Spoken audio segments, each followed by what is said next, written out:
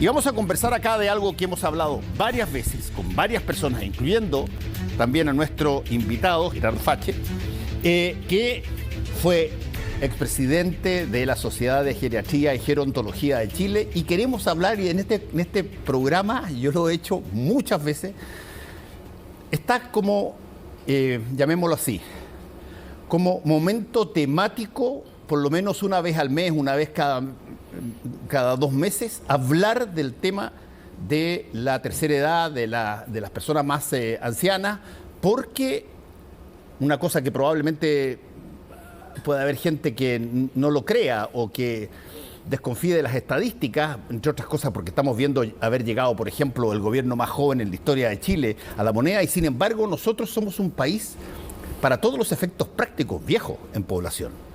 La media nuestra debe estar cerca de los 30 y tantos años. Y por lo tanto, y al año 80, yo me acuerdo en el censo del 80 creo que estaba en 22. Y por lo tanto todos los políticos y todos los presidentes hablaban de este Chile joven, reluciente. Hoy día no es así. Y muchas cosas están pasando, no solamente las epidemias y problemas económicos. Queremos conversar, Gerardo, sobre, a ver, ¿cuál es la situación en Chile para empezar? Y después vemos más adelante, más adelante en la conversación, lo que pueda de alguna manera ayudar de lo que se está haciendo en otros países para la situación chilena. Cuéntanos un poquitito el contexto de la ancianidad o tercera edad en Chile hoy día. Bien, bueno, como muy bien mencionabas, Fernando, Chile es un país envejecido, y las proyecciones apuntan a que esto va a seguir creciendo aún más. Hoy en día, más o menos, el promedio de edad de la población está cercano a estos 40 años, lo que prácticamente duplica lo que era la realidad hace no muchos años atrás. El 80 yo me acuerdo, pero prístinamente, que creo que llegaba a los 21 años o 22 con cueva. Y ahora, tú dices que está cerca de los 40. Y lo más desafiante es que cuando se hacen proyecciones, esas proyecciones tienden a quedar cortas. La última que tenemos es la que hace el INE hace prácticamente un mes atrás, donde dice que para el 2050 1/3 de la población del país van a ser personas mayores. Y eso evidentemente nos pone en una situación que hoy día nos obliga a pensar que tenemos que ir ya siendo conscientes de que necesitamos implementar y generar todos los espacios para una sociedad que está envejecida y va a seguir envejeciendo más adelante. Y eso pasa por primero sincerar, no pensar que esto es un proceso que va a ocurrir en el futuro, que es lo que de una u otra manera es la sensación que uno tiene, que es como cuando a uno le preguntan si uno se siente viejo o no, y uno tiende a proyectar todo eso a unos 10 años más adelante de lo que uno tiene en ese momento. Y eso tiene que ver específicamente con que la mirada que hoy día tenemos de la vejez es negativa. O sea, hoy día pensar en viejo es pensar en pérdidas, pensar en carencias. En poca productividad. Una serie de constructos, algunos que pudieran estar más cercanos a la realidad, pero que de una u otra forma distan de lo que es el escenario de un país en donde, por ejemplo, el 85% de las personas mayores son completas y absolutamente autovalentes, donde el grupo de las personas mayores hoy día es el que más vota, por lo cual es un grupo que está absolutamente vigente. Entonces, de una u otra manera hemos generado un espacio en el cual estamos de una u otra forma invisibles a este grupo en particular, y donde no estamos generando los cambios necesarios para enfrentar algo que es hoy día, no es mañana. Yo estuve leyendo la columna que escribió el exministro y ex presidente del Banco Central, Carlos Massad, esta semana, sobre justamente la situación que hay ahora en la población respecto de la gente que es de mayor edad. Y él plantea ahí que nosotros de alguna manera, para ponerlo en términos fáciles, de alguna manera llega una persona a una determinada edad y todo el sistema lo saca al lado. Lo pone en una especie como de corredor al lado, y a diferencia de muchos otros países que tienen actividades que incluso generan un ingreso per cápita, un porcentaje de ingreso per cápita muy importante, nosotros básicamente cumples una determinada edad o tienes algún tipo de afección que eventualmente te pueda indisponer durante un tiempo, y eso es, pero equivalente a decir, compadre, la puerta está ahí, chao. Y en efecto, esa generalización de un grupo tan heterogéneo es lo que lleva a que estemos absolutamente retrasados en lo que es la implementación de las medidas necesarias para esto. Si consideramos que hoy día la expectativa de vida en Chile es cercano a los 80 años y a los 60, 65 años, cuando eventualmente desaparecemos dentro del sistema, estamos, entre comillas, perdiendo 20, 25 años en los cuales la gran mayoría de estas personas están absolutamente vigentes y, como muy bien decías, están siendo alejados y estamos perdiendo todo lo que significa la experiencia, todo lo que significa esta capacidad de tener una perspectiva y esta resiliencia, por ejemplo, que hemos visto que tienen las personas mayores en el escenario, por ejemplo, de la pandemia, con una capacidad de convertirse, de adaptarse, incorporar tecnología que no tiene ningún otro grupo poblacional. Entonces, evidentemente, aquí hay una oportunidad como país para poder remecernos un poquito y reconocer que ya es suficiente. Déjame decirte una anécdota. A ver. Que le voy a decir además con nombre y apellido porque da lo mismo, pero yo tengo 66 años y cuando cumplí 65 años, 11 de marzo del año pasado, 2 días después me llega un correo de mi AFP. 2 días después me llega el correo de mi AFP que me dice: Fernando, te felicito, que sé yo, que allá ya estás en condiciones de pensionarte, etcétera, que allá puedes acceder a tal. Y yo pensaba exactamente al revés. Yo decía, yo supongo que lo que le debe convenir a la AFP para las personas es que si es que yo sigo trabajando, bueno, voy a seguir imponiendo probablemente, o voy a meter algo de la plata en el APB, pero no, ¿por qué razón me quieren jubilar? Apenas cumplí los 65 años. Y todavía, para serte franco, no entiendo mucho la lógica, fuera de que te digan, oye, puedes usar tu plata, que no es mucha tampoco, pero puedes usar tu plata y puedes sacarla a partir de este determinado momento. Claro, en efecto, esa falta de visión es lo que hoy día es el consciente, porque no es un inconsciente, ya es un consciente generalizado y colectivo que se ha posicionado en lo que es nuestra realidad y que evidentemente está en un grado de obsolescencia que es llamativo comparado a lo que está ocurriendo con sociedades que ya están evidentemente tomando medidas para aprovechar lo que significa un capital humano potentísimo y que claramente tiene mucho que decir y que debiera estar también mucho más visible para ir impulsando los cambios que se necesitan. Si uno lo revisa desde la perspectiva que nosotros, que trabajamos en el ámbito de la salud, yo soy geriatra, uno se da cuenta que hay algunas realidades que uno entiende. O sea, evidentemente en la medida que envejecemos hay una serie de cambios. Esos cambios se traducen muchas veces en una mayor cantidad de enfermedades y esa mayor cantidad de enfermedades significa una potencial realidad sanitaria que puede ser compleja. Pero cuando uno empieza a mirar lo que es la formación de los profesionales en los distintos ámbitos, no solamente me refiero a lo que es medicina, esto en todas las carreras de la salud, y después si esto uno lo proyecta a las diferentes profesiones, porque el envejecimiento es absolutamente transversal, el nivel de conocimiento que hay es absolutamente precario. O sea, hoy día nadie entiende lo que significa envejecer, que es una parte fisiológica, no es una enfermedad. Hace muy poquitito había una discusión que nos tocó como Sociedad de Geriatría y Gerontología de Chile meternos muy firme, que fue cuando apareció la nueva clasificación de enfermedades que incluía la vejez como una enfermedad. Eso tiene una serie de disquisiciones, ahí se generaron una serie de instancias, el gobierno de Chile en su momento emitió un comunicado y se lograron hacer los cambios para que la definición de vejez no cayera en este constructo que inmediatamente tenía una connotación negativa. O sea, esto es algo que hoy día, aunque suene como paradójico, es absolutamente nuevo para la sociedad hablar de envejecimiento y entender qué es lo que significa esto. Si uno mira los textos escolares hoy día, la mirada de la vejez es de una persona que ya no tiene buena memoria, que está agachada, que tiene unos lentes, que está discapacitada. Esa es la mirada, o sea, este trabajo lo tenemos que hacer desde lo que se está haciendo hoy día con los niños.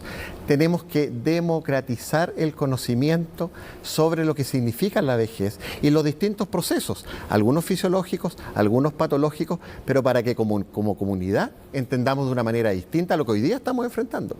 Sí, Es bien interesante el punto. Yo déjame planteártelo en otra variable, que es una variable y que también probablemente porque yo lo hago todos los días, yo tengo me propuse cuando yo me retiré del deporte que yo hacía, que era el rugby, cuando yo me retiré de todo eso, me propuse nunca dejar de entrenar ni una sola semana. Y he seguido entrenando a mi cuenta y todas las cosas hasta ahora. Pero lo que es interesante, lo que es muy interesante ver es que hay una percepción, pero en mucha gente mayor, de que después de un determinado tiempo, tú ya no eres apto para ir a un gimnasio, tú ya no eres apto para levantar pesas, tú no eres apto para trabajar con bandas elásticas, tú no eres apto para andar en bicicleta. Y te lo has comprado, te lo has creído eso. Hay un montón de cosas, la gente puede ver en YouTube, de todo lo que puede hacer una persona sobre 60 años, 65 años en materia de conservación de su físico.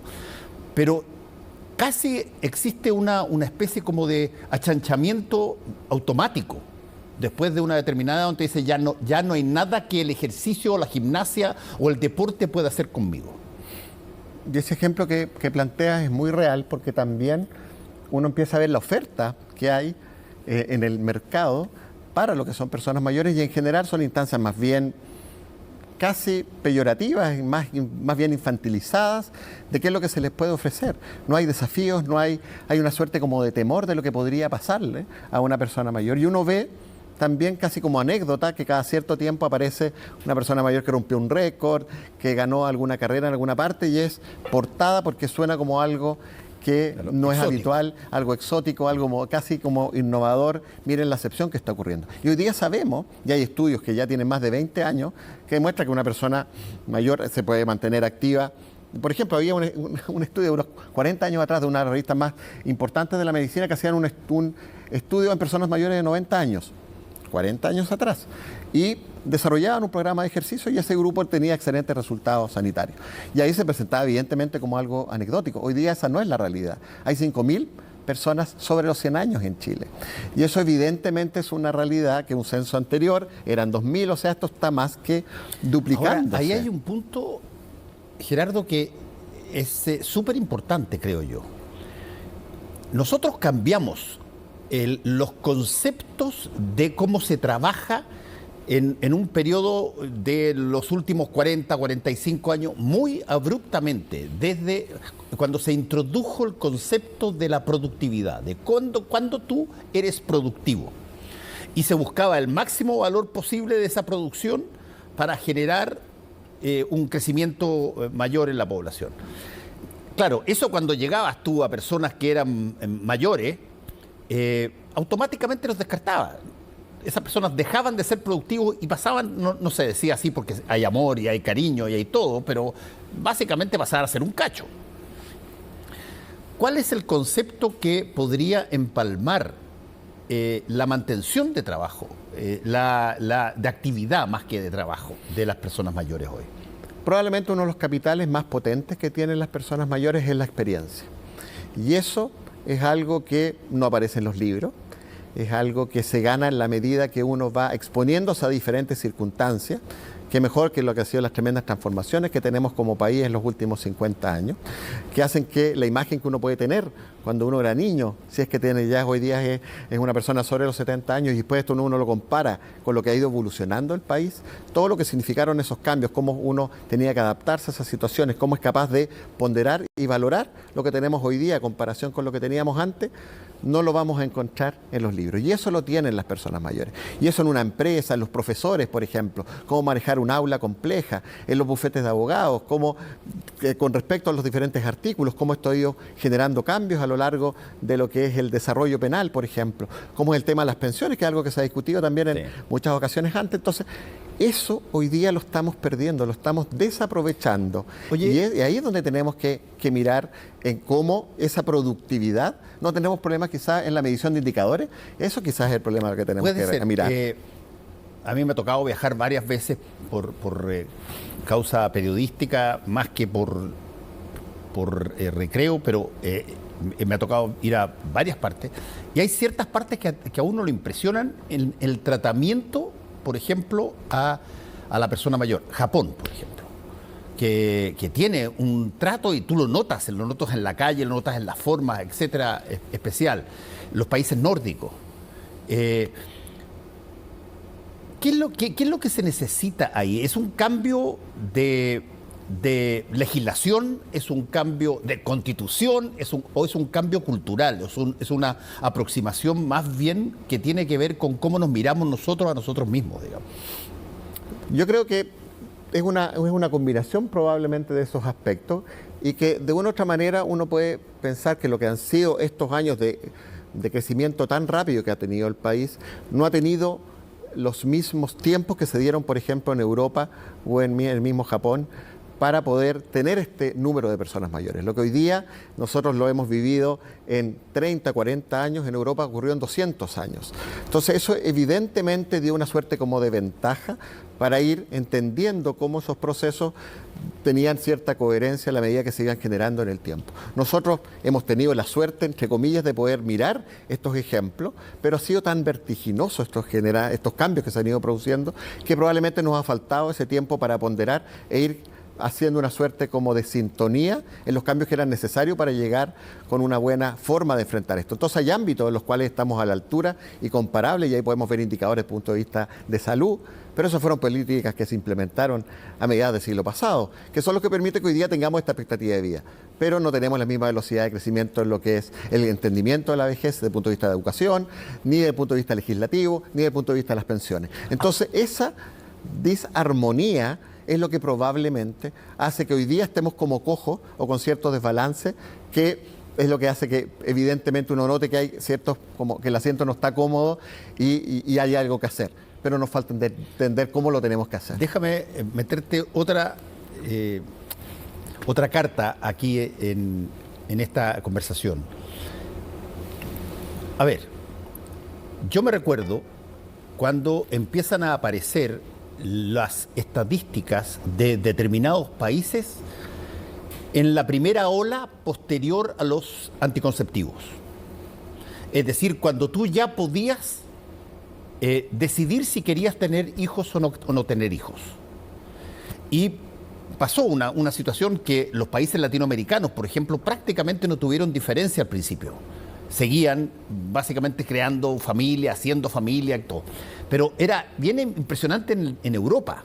En los países europeos, muy rápidamente proyectaron una baja en el curso de la población sobre la base y envejecimiento de la población sobre la base de mucha gente. Lo que básicamente quería era trabajar, generar recursos lo suficientemente potentes como para poder crear después de eso una familia. Y eso era un fenómeno, si tú quieres, de países desarrollados al principio.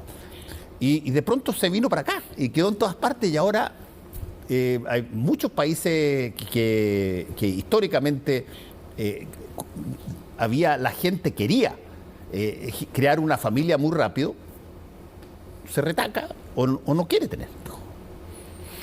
Y me parece que aquí esta suerte de percepción de que se nos viene algo malo es lo que hace que uno tienda a tratar de dar un paso hacia atrás. Entonces yo creo que la gran revolución pasa por no inventar nada nuevo, sino empezar a mirar lo que han sido las experiencias de otros y empezar a unar esos esfuerzos, porque ya se están haciendo cosas.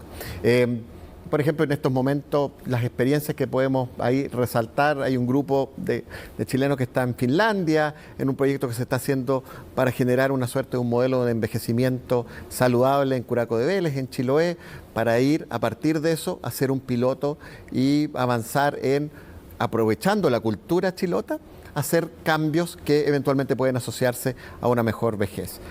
Y hay una serie de grupos de geriatras. Hoy día la geriatría es una especialidad casi también esporádica. Somos solamente 200 cuando debiéramos estar del orden de 1000, siendo poco optimistas. Y hay grupos en la 5ª región, en la 4ª región, en la 8ª región, en Puerto Montt, que están organizando experiencias pequeñas que van a ser la base para lo que después van a ser, esperamos, las políticas que se vayan implementando. Ya lo mencionaba también el presidente Boric, el tema de salud mental, que es una cosa que explotó durante la pandemia. ¿Cuál es el grupo que fue más afectado? Evidentemente fueron las personas mayores. Tasas de suicidios disparadas, empeoramiento de su condición basal, trastornos del ánimo, demencias. Entonces hoy día tenemos los elementos para ir generando estos cambios.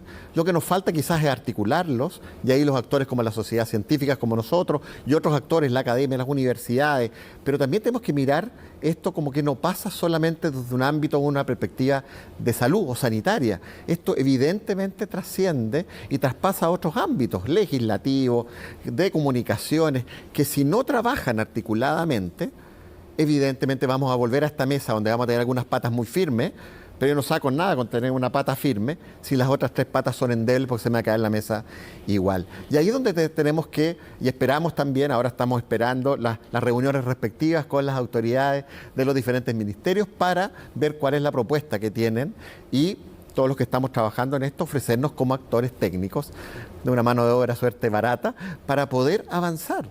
Hemos ya llevado más de 20 años de trabajo colaborativo con los diferentes actores, el Servicio Nacional del Adulto Mayor, el Ministerio de Salud, pero evidentemente notamos que la velocidad de los cambios que tenemos que hacer es mucho más rápida que la velocidad con la que está creciendo la población mayor. Sí, esto me lleva a la última pregunta, que tiene que ver con un poco lo que va a ser el proyecto de reforma de pensiones. Las pensiones hoy día son trascendentales en el país porque, una vez más lo repetimos, la proporción de adultos mayores o personas que están en condiciones de jubilar en los próximos 3 o 4 años no se han visto nunca en esa dimensión en Chile históricamente. Y no hay probablemente, si es que vemos los promedios de lo que ganan las personas, tú tienes simultáneamente para la persona adulta mayor, simultáneamente este miedo a perder el trabajo y generar una pensión que va a ser bastante veces menos que lo que gana en el trabajo, pero además todo se le encarece. O sea, la lógica de productos asociados, los medicamentos, por ejemplo. Los medicamentos son brutales. Y esa es la experiencia que los países que ya lo viven esto, y cuando yo hablaba de esta como suerte de sintonía o coherencia, va en esa línea. En la medida que las personas necesitan más, el país va generando las condiciones para hacerle más fácil esto.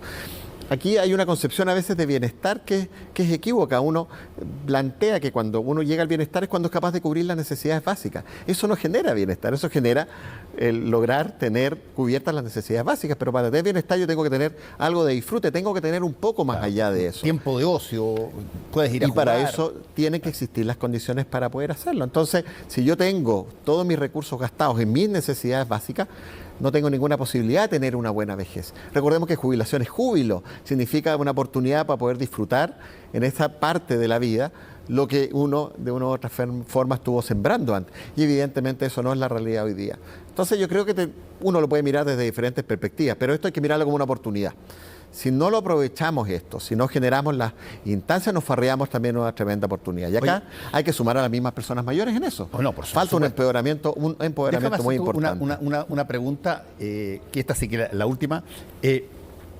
¿Había algo en el proyecto de Constitución, o crees tú que debe haber algo en el proyecto de Constitución que vaya o promueva de alguna manera esta mirada distinta con respecto a las personas mayores? En el 2017 Chile ratificó la Convención Interamericana de los Derechos Humanos para las Personas Mayores. Eso necesita todavía que un par más de países de la región también lo ratifiquen para que esto empiece a generar cambios en las políticas necesarias. En la misma convención había poco espacio para temáticas. Yo la leí, el proyecto que mandaron, y la verdad es que no vi que había muchas cosas que tocaban. Y se diluyó dentro de muchas otras iniciativas, porque volvemos a esta suerte como de ceguera de lo que está pasando. Pero sí hay instancias, tanto desde el punto de vista legislativo como trabajos que se están haciendo con la Organización Mundial de la Salud, que nos permiten mirar con cierto entusiasmo de que Chile puede liderar esto. Y ahí es donde tenemos que estar todos a la altura de poder responder a eso. El otro país es súper potente en esto, porque tiene mucho, también, es Uruguay, que creo que es no sé si sigue siendo el primero o nosotros lo pasamos, o estamos ahí más o menos. El primer lugar es Costa Rica. Costa Rica, sí, pero En digo lo los que es sudamericanos. y de los sudamericanos, en estos momentos es Chile que tiene la expectativa de vida más alta. Entonces, evidentemente ese liderazgo que hemos tenido, como en muchos otros ámbitos, es el que debiera darnos los pies, por lo tanto, para caminar de la manera que corresponda. Gerardo Fache, muchas gracias por haber estado con nosotros de nuevo aquí en Última Mirada. Que te vaya muy bien.